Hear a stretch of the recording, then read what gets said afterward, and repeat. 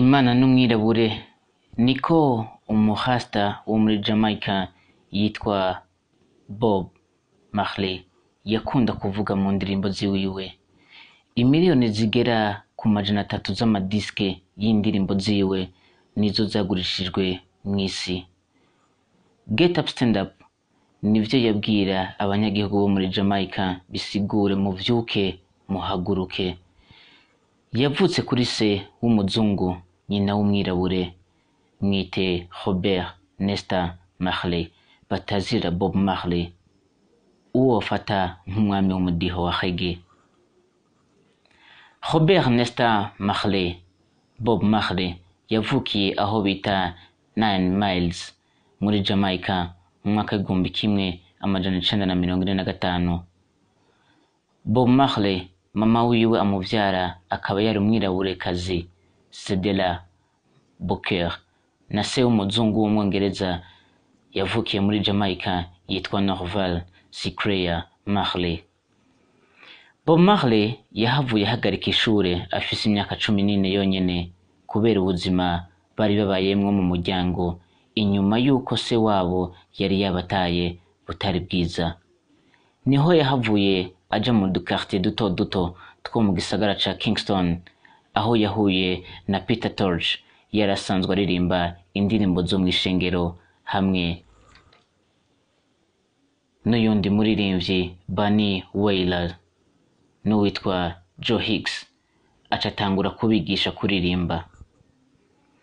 Indirimbo yiwe ya mbere Bob Marley yayikoze afise imyaka 17 yonyene, hari mu mwaka w'igihumbi kimwe amajana 962, ariko iyo ndirimbo ntiyigeze imenyekana, akaba yayise Judge Not, bisobanura wirinde kunshira urubanza. Mu mwaka w'igihumbi kimwe amajana 963, Bob Marley, Peter Tosh na Bunny Wailer batanguje umugwi bawita The Wailers. Bob Marley yahavuye agira ubugene tariki 11 z'ukwezi kwa kabiri mu mwaka w'igihumbi kimwe amajana 966 n'uwitwa Rita Anderson. Nesta n'umugore wiwe bahavuye baja kurondera ubuzima muri Leta Zunze Ubumwe za Amerika, aho bakora mu mahoteli, ariko ivyo byose ntivyamubuza kuguma yandika indirimbo. Mu ntango z'umwaka w'igihumbi kimwe amajana 960, Marley yaremerewe kuja muco bita Rastafari n'umwami wa Ethiopian Haile Selassie, naho ataco byamufashije cane mu kudandaza indirimbo ziwiwe. Robert n'umutambukanyi wiwe Rita n'abana biwe babiri Cedella na Ziggy bahavuye basubira ku gatumba, babonye ko ubuzima bwo mu muji muri Leta Zunze Ubumwe za Amerika buriko burabagora. Hari mu mwaka w'igihumbi kimwe amajana 967. Mu mwaka w'igihumbi kimwe amajana 969, Robert Nesta Marley yahavuye asiga umugore n'abana biwe babiri ku gatumba, asanga mama wiwe muri Leta Zunze Ubumwe za Amerika, aho yahavuye amara amezi n'amezi akora nk'umukozi w'ijoro mw'ihinguriro ryakora amamodoka. Akaba ari naho havuye iciyumviro cyo kwandika indirimbo yitwa It's Alright, hari mu mwaka w'igihumbi kimwe amajana 970. Inyuma yaho umugore wiwe n'abana biwe babiri bahavuye bamusanga muri Leta Zunze Ubumwe za Amerika, ubuzima butanguye koroha, atanguye kuronga agafaranga. Mu mwaka w'igihumbi kimwe amajana 960, umuziki yari yo nzira nziza kugwaruka bwo muri Jamaica kugira ngo bahaguruke berekane ivyiyumviro vyabo. Ibintu byose byaca mu maradiyo, ni naho ugwaruka bwo muri Jamaica bareremba indirimbo zitandukanye kugira bashikirize ivyiyumviro vyabo kuri leta yari hari ico gihe. Bob Marley yiyumva cane ko ari umunyafrika, ni naco gituma yakunda kubwira umugore wiwe Rita ngo amusigire umuti w'ibirato ariyo sirage mu mishatsi kugira yisanisha n'abanyafrika neza neza. Mwita Robert. Mu kumenyekana kwa Bob ntikwari koroshe kuko amaradiyo yo muri Jamaica ntiyavuze indirimbo zaho kubera ubukoroni bwari bukihari.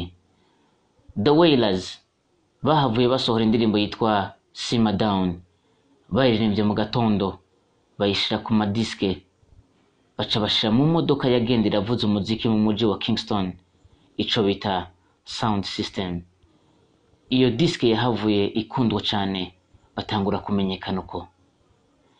Indirimbo za Bob Marley buri gihe zatanguzwa n'amajambo nka wasubiye kuja mu mabarabara kandi. Ibi byatuma abategetsi bamwe batangura kumutinya. Nk'abo muri Afrika y'Epfo hari hagezweho cyane ivanguramoko ariryo bita apartheid. Batinya ko indirimbo z'uwo mu Metis wo muri Jamaica wo Madrid zizohava ziza zirabwira urwaruka kuja mu mabarabara. Gutyo abategetsi batangura kuza barafuta zimwe mu ndirimbo za Bob Marley ngo urwaruka rutumva izo ndirimbo n'ubutumwa burimwo. Zimwe mu ndirimbo batashaka ko zivuga ni nka Africa Unite. Bob Marley niwe muririmbyi wenyene atari umunyafrika yatumiwe muri independence y'igihugu ca Zimbabwe mu mwaka w'igihumbi kimwe amajana icenda na mirongo umunani. Ibirori vyarimwo Prince Charles umwami w'Ubwongereza na Robert Mugabe. Mu mwaka w'igihumbi kimwe amajana icenda na mirongo umunani niho yamenya ko afise ingwara y'urukoba yitwa melanoma. Ni cancer y'urukoba, akaba ari imwe mu makanser yica cane kandi vuba. Gusa iyo ngwara ifata cane abazungu, bivugwa ko yayikuye kwa se. Amaze kubimenya yaciye atangura gukora cane mu misi yiwe ya nyuma, akaba yayimaze mu biteramo hirya no hino kw'isi. Itariki 21 ukwezi kw'icenda umwaka w'igihumbi kimwe amajana icenda na mirongo umunani hari ku musi w'Imana, ariko arakora sport yaguye hasi. Umuganga yemeza ko cancer yamaze gushika mu mahaha no mu bwonko kandi ko asigaje igihe gito co kubaho. Bamukoreye ico bita chimiothérapie cyo kugabanya cancer, nuko ataco vyatanze. Benshi bagiye baravuga ko iyo cancer yoba yavuye ahantu yakomeretse ariko arakina umupira w'amaguru ari nawe yakunda cane, ariko abaganga bagiye kwemeza ko iyo cancer y'urukoba yarayisanganwe.